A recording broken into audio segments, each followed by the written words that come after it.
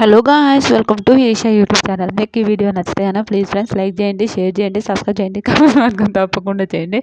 శోభ Bigg Boss హౌస్లోకి శోభ వస్తుంది. Shobha channel Shobha Bigg Boss house 7లో ఎంతమందికి ఇష్టం కామెంట్ చేయండి. నాకైతే చాలా ఇష్టం.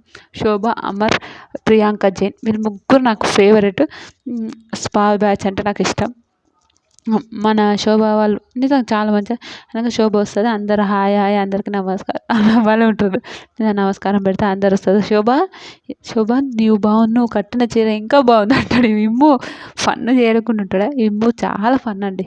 నిజంగా ఇమ్ము మాత్రం సూపర్ ఫన్ అనుకోండి. చాలా ఫన్ చేస్తుంటాడు. నువ్వు కట్టిన చీర ఇంకా అందంగా ఉంది అని అంటది. హైలైట్ అనిపించింది ఆ విషయం. నాకైతే చాలా బాగా అనిపించింది. తర్వాత అంటే బిగ్ బాస్ ఈ జన్మకి ఇది చాలు. బిగ్ బాస్ చాలా మంచి మంచి యోధులను పంపిస్తున్నావు నువ్వు బిగ్ బాస్ హౌస్లోకి. చాలా థ్యాంక్ యూ బిగ్ బాస్ అంటాడు. మస్తు నవ్వుతుంది. నాకైతే రియల్ ఫుల్ ఫన్ అనిపించింది.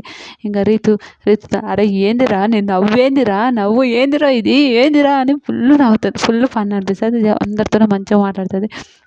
భరణి గారికి అందరు సార్ అని మస్తు రెస్పెక్ట్ ఇస్తారు. దివ్యతోనే గేమ్ ఆడుతుంది. గేమ్ ఆడి దివ్య గెలుస్తుంది. ఆవిడ ఓడిపోతుంది తెలిసే.